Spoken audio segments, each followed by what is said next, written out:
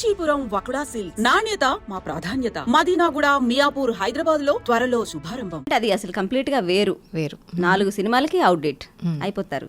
చాలా short span వాళ్ళది. But coming to singers, వాళ్ళది కూడా అలాగే అయిపోయిందా ఇప్పుడు? అంటే ఇప్పుడు ఒక చిత్రమ్మని చూసాం, ఒక సునీత గారిని చూసాం.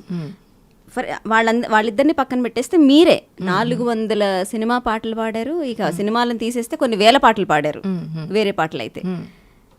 సో అంత స్పాన్ ఇప్పుడు ఏ సింగర్స్కి కూడా, ఇప్పుడు వచ్చిన కొత్త సింగర్స్కి, లాస్ట్ 5 yearsలో వచ్చిన సింగర్స్కి, 10 years చూసుకుందాం, లాస్ట్ 10 yearsలో వచ్చిన సింగర్స్ ఎంతమంది 100 పాటలు దాటారు అంటే మనం వేళ్ల మీద లెక్క పెట్టొచ్చేమో. For that reason I feel so happy అనమాట. ఎందుకంటే నేను ఈ కాలంలో పుట్టుంటే, ఒకవేళ అప్పుడు కెరియర్ స్టార్ట్ చేయకుండా ఇప్పుడు జనరేషన్లో పుట్టి ఇప్పుడు అమ్మాయి అయ్యి ఉంటే, నాకు ఇన్ని పాటలు, ఇన్ని hit numbers back to back వచ్చేవా అనేది నాకు ఇప్పటికీ డౌటే. ఈ జనరేషన్లో ఉండి వీళ్ళ మధ్యలో నేను ఉండుంటే నాకు ఆపర్చునిటీ చాలా కష్టమై ఉండేదేమో. బట్ రైట్ టైంలో నేను వచ్చి రైట్ టైంలో కొన్ని సాంగ్స్ నా క్రెడిట్లోకి వేసుకొని రైట్ టైంలో నేను రైట్ టైం ఎగ్జిట్ అని చెప్పొచ్చు. బికాస్ నేనేం పాడట్లేదు కాబట్టి చాలా సంవత్సరాల నుంచి. Maybe I'm retired from the film industry అని నేను అనుకోవచ్చు. డెఫినెట్గా I'm not expecting any songs also in my near future also. అంటే మీరు ఎక్కువ సినిమా పాటలు పాడకపోవడానికి రీజన్స్ ఒక 2-3 చెప్పారు. అందులో ఇప్పుడు వాళ్ళు, అంటే ఇప్పుడు మ్యూజిక్ డైరెక్టర్స్ ఒక సీనియర్ సింగర్ని పిలిచి తనకి తక్కువ పేమెంట్ ఇచ్చి మొహమాట పడటం, నాకెందుకు అంత మొహమాటం, లేదంటే వాళ్ళకి ఎందుకు ఇబ్బంది పెట్టడం అని పిలవకపోవచ్చు. అది వన్ ఆఫ్ ద రీజన్ అయ్యి ఉండొచ్చు.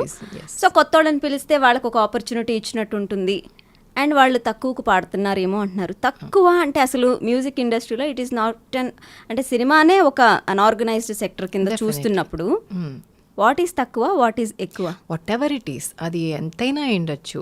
తక్కువ అంటే ఇక్కడ నాకు తెలిసి ఇప్పుడు ముంబైతో కంపేర్ చేస్తే film industry is a business, right?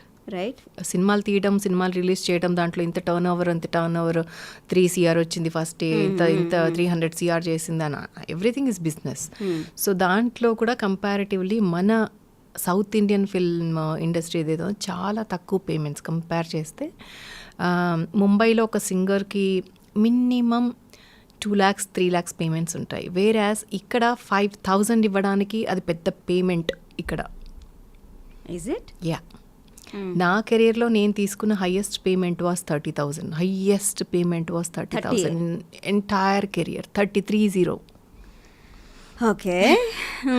So మేము పాడుతున్నప్పుడే ముంబై నుంచి సింగర్స్ని ఎవరైతే ఇంపోర్ట్ చేసి పాడిస్తున్నారు వాళ్ళందరికీ కూడా, అండ్ చెన్నైలో ఉండే సింగర్స్ కూడా ఇక్కడ సింగర్స్ కంటే కొంచెం ఎక్కువ పేమెంట్స్. చెన్నైలో అట్లీస్ట్ ఇక్కడ కంటే కూడా కొంచెం డబుల్ ద పేమెంట్స్ ఉంటాయి. బట్ ముంబైలో మాత్రం 3 times 4 times. ఎందుకని అంటే ఇప్పుడు సౌత్ ఇండస్ట్రీలోనే తెలుగుకి తమిళ్కి అంత డిఫరెన్స్ ఉంది. సరే నార్త్కి వెళ్తే అసలు ఇంకా అదైతే ఎంటైర్లీ డిఫరెంట్ కేస్ అంటున్నారు. ఎందుకు ఆ డిఫరెన్స్ ఉంది? బికాజ్ మన ఇండస్ట్రీ హైదరాబాద్ ఏదైతే ఉందో బైఫర్కేషన్ ముందు Chennai, Hyderabad was correct. So industry predominantly things were happening at Chennai only. So it took a lot of time to move things from Chennai to here in Hyderabad. Telugu industry move అవ్వడానికి చాలా time పట్టింది. For example music ఇండస్ట్రీలో ఉన్న music directors కూడా ఇక్కడికి రావడానికి చాలా సంవత్సరాలు ఆలోచించి అక్కడ నుంచి ఇప్పటికీ కూడా ప్రెడామినెంట్లీ అక్కడే చేస్తున్న వాళ్ళు కూడా ఉన్నారు మనకి. ఇప్పుడు మన లీడింగ్ మ్యూజిక్ డైరెక్టర్స్ ఎవరైతే ఉన్నారో వాళ్ళు చెన్నై నుంచి ఆపరేట్ చేస్తున్నారు. They are not in Hyderabad. Leading music directors అంటే ఎవరెవరు? నాకు తెలిసి దేవిశ్రీ గారు అక్కడ నుంచి చేస్తున్నారు ఇప్పుడు. అంటే తెలుగులో చేసేది అనిరుద్ గారు కానీ, డిఎస్పి గారు కానీ, తమన్ గారు కానీ అందరూ చెన్నై నుంచి, హైదరాబాద్లో వాళ్ళు ఉండరు. సో ఎవరు వచ్చారు ఇక్కడికి అని అంటే మణిశర్మ గారు మూవ్ అయ్యారు, కోటి గారు మూవ్ అయ్యారు. సో అప్పట్లో ఎస్ఏ రాజ్ కుమార్ గారు was the leading music director. రోజావే చిన్ని రోజావే హిట్ సాంగ్ అప్పట్లో, కానీ ఆయన రాలేదు, ఆయన చెన్నై బేస్డ్. సో అలా చాలా తక్కువ మంది టైం తీసుకొని ఇక్కడ రీలోకేట్ అయ్యారు. సో అక్కడే ఉంది ఇండస్ట్రీ. ఓకే. అంటే వాళ్ళు అక్కడే మ్యూజిక్ డైరెక్టర్స్ చెన్నై నుంచే ఆపరేట్ చేయటం అనేది ఒక తెలుగు సింగర్కి పేమెంట్స్ విషయాన్ని ఎట్లా ఇంపాక్ట్ చేస్తుంది? అలా నేను చెప్పను, అలా ఏం ఇంపాక్ట్ చేయదు. బికాస్ చెన్నైలో ఎందుకు ఎక్కువ ఉంది అనే దానికి నేను ఆన్సర్ చెప్తున్నా, ఎందుకు పేమెంట్స్ ఎక్కువ ఉన్నాయి అనే దానికి ఆన్సర్ చెప్తున్నా. ఎందుకంటే Chennai was the head quarters for Telugu and Tamil films. Basically predominantly అక్కడే అవుతాయి. సో అక్కడ ఇట్ వాస్ ప్రాస్పర్డ్ ఇండస్ట్రీ టోటల్గా ఫుల్ ఫ్లెడ్జ్డ్గా. బట్ వేరే హైదరాబాద్లో స్టార్ట్ అయినప్పుడు ఇక్కడ it was taking baby steps. ఇక్కడ రికార్డింగ్స్ ఎస్వి కృష్ణారెడ్డి గారు తీసుకొచ్చారు ఫస్ట్ ఇక్కడ రికార్డింగ్స్ చేయడం. సో మేమందరం అప్పట్లో కోరస్ పాడేవాళ్ళం ఆ సినిమాల్లో. తర్వాత రమణ గోగుల్ గారు చేశారు ఇక్కడ. అలా స్టార్ట్ అయ్యింది ఇక్కడ. అప్పట్లోనే ఎస్ఏ రాజ్ కుమార్ గారు వాళ్ళు చెన్నై నుంచి వచ్చి ఇక్కడ రికార్డింగ్స్ చేసేవాళ్ళు. మేమంతా కళ్ళ ముందు చూసేవాళ్ళం ఎలా మూవ్ అవుతుంది ఇండస్ట్రీ. సో అందులో I was recording solo hummings కానీ, దేవీపుత్రుడులో వచ్చే ఒకలాంటి సౌందర్య బేబీని క్యారీ చేసేటప్పుడు బ్యాక్గ్రౌండ్లో ఒకలాంటి ఓపెరా వాయిస్ అది నాదే అన్నమాట. సో అప్పట్లో క్రెడిట్స్ అన్నీ ఉండవు, అంటే ఇప్పట్లో కూడా లేవు బ్యాక్గ్రౌండ్ స్కోర్కి కాబట్టి తెలియదు కాబట్టి. So I use to sing those western కానీ ఓపెరా కైండ్ ఆఫ్ అలాంటివి ఏమైనా పాడాలంటే నేనే పాడేదాన్ని. సో మనకి ఇండస్ట్రీ అంటే హీరోలు మిగతా డిపార్ట్మెంట్స్ అన్నీ కూడా హైదరాబాద్కి మూవ్ అయినా మ్యూజిక్ ఇండస్ట్రీ అనేది అంత ఫాస్ట్గా మూవ్ అవ్వలేదు. చాలా టైం తీసుకుని స్లోగా మూవ్ ఆన్ అయిందని ఇక్కడికి వచ్చేసింది అనమాట, రీలొకేట్ అయింది. సో వీ సా మణిశర్మ గారు మూవింగ్ హియర్, కోటి గారు మూవింగ్ హియర్, కీరవాణి గారు వాజ్ ఆల్సో ఆయన కూడా ఫాస్ట్గానే మూవ్ అయ్యారు ఇక్కడికి. ఆయన రికార్డింగ్స్లో కూడా మేము కోరస్ పాడేవాళ్ళం. నేను మా సిస్టర్. మీరు చెప్పినట్టు కీరవాణి గారు, కోటి గారు, మణిశర్మ గారు వీళ్ళు చాలా లెజెండ్స్. సో వాళ్ళు మూవ్ అయ్యారు. ఓకే, దాని తర్వాత సెట్ ఆఫ్ లాస్ట్ 20 years నుంచి we have seen a boom of కొత్త మ్యూజిక్ డైరెక్టర్స్ చాలా మంది వచ్చిన్నారు. వాళ్ళందరూ తెలుగు నుంచే హైదరాబాద్ నుంచి ఆపరేట్ చేస్తున్నారు. ఎస్, అంటే ఆర్పి గారు, చక్రి గారు వాళ్ళిద్దరూ ఇక్కడ 2 pillars లాగా హైదరాబాద్లో స్టాండ్ అయ్యారు, హైదరాబాద్ నుంచే వచ్చిన మ్యూజిక్ డైరెక్టర్స్గా. తర్వాత అనూప్ గారు చేశారు, హైదరాబాద్ నుంచే చేశారు. తర్వాత చాలా మంది హైదరాబాద్ లోంచి మ్యూజిక్ డైరెక్టర్స్ చేశారు. సో అలా ప్రాస్పర్ అయిందన్నమాట. అయినా సరే అంటే మనకి ఇంతమంది మ్యూజిక్ డైరెక్టర్స్ ఇక్కడ తెలుగు నేల నుంచి చేస్తున్నా సరే మన సింగర్స్ పేమెంట్స్లో ఎందుకు ఆ హైక్ రాలేదు? ఎందుకంటే అసలు ఇక్కడ ఇండస్ట్రీనే వస్తే చాలు అని అనుకుంటాం మనం. అప్పుడు ఏదో ఒకటి స్టార్ట్ అవ్వాలి ఇక్కడ వర్క్స్. సో ఏదైనా స్టార్ట్ అయినప్పుడు ఏది కూడా అంత డిమాండ్ అంత ఉండదు కదా, ఏమంటారు సప్లై అండ్ డిమాండ్ లాగా అలా ఇక్కడ. ఎందుకంటే అవకాశాలు లేకుండా చాలా మంది ప్లెంటీ సింగర్స్ అప్పటికే ఉన్నారు. సో వాళ్ళకి అవకాశాలు కావాలి. సో బడ్జెట్స్ కూడా ఇక్కడ తయారయ్యే వాటికి బడ్జెట్స్ అంత లేవు. Chennai was the main head quarters కాబట్టి ఇక్కడ అంతా స్ట్రగుల్ అయ్యేవాళ్ళు. ఎలా అయినా సినిమా చేయాలి, ఎలా అయినా సినిమా బయటికి రావాలి. పూరి జగన్నాథ్ గారు అప్పుడే స్టార్ట్ అయ్యారు చేయడం. సో నాకు తెలిసి పూరి జగన్నాథ్ గారు కూడా చాలా లో బడ్జెట్లోనే చేశారు ఫస్ట్ టూ మూవీస్ కానీ. సో అందరూ లో బడ్జెట్ నుంచే స్టార్ట్ అయ్యారు అప్పటి నుంచి. సో ఎవరి దగ్గర అంత బడ్జెట్స్ ఉండుండవు అప్పట్లో నాకు తెలిసి.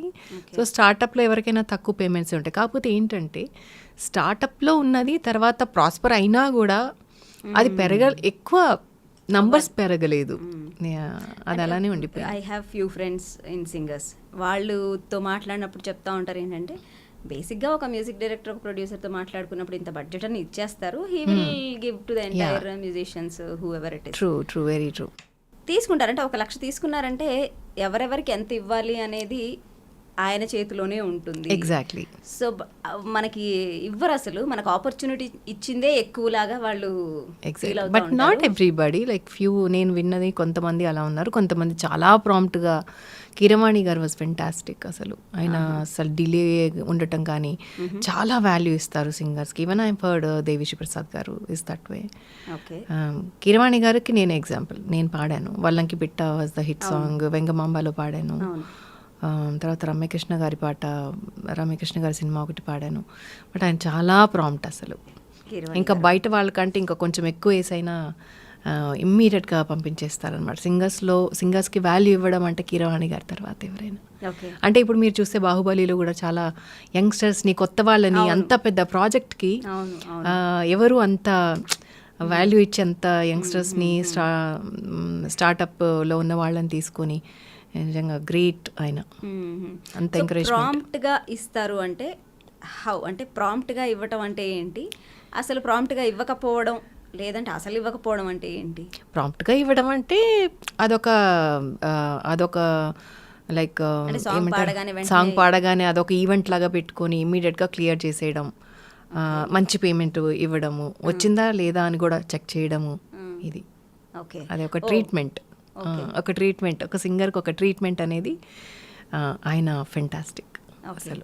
అంటే ఆఫ్ కోర్స్ అంటే డిప్లొమాటిక్గా నేను అడిగినా సరే మీరు చెప్పలేరు కొన్ని answers. So Keeravani garu he's very prompt in payments అంటున్నారు. Yes. హూ ఈజ్ నాట్ అంటే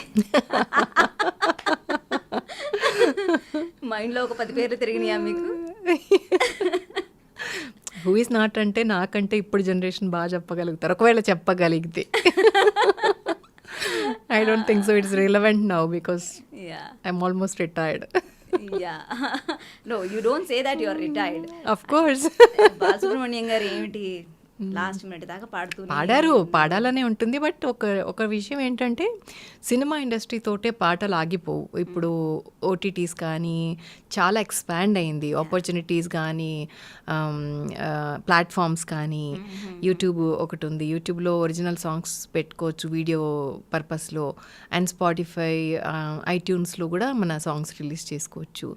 plenty of opportunities if you want to do something. అలా ఏం మీరు ఇప్పుడు నేను రిటైర్ అయిపోయాను అంటున్నారు. Only for the film industry, Telugu film industry. ఇప్పుడు మళ్ళీ మీకు ఆపర్చునిటీస్ వస్తాయి, మీరు పాడతారు. That is our hope. వస్తే ఈ రోజు ఇప్పుడైనా పాడతాను. So you should never say that you are retired. One thing. Second thing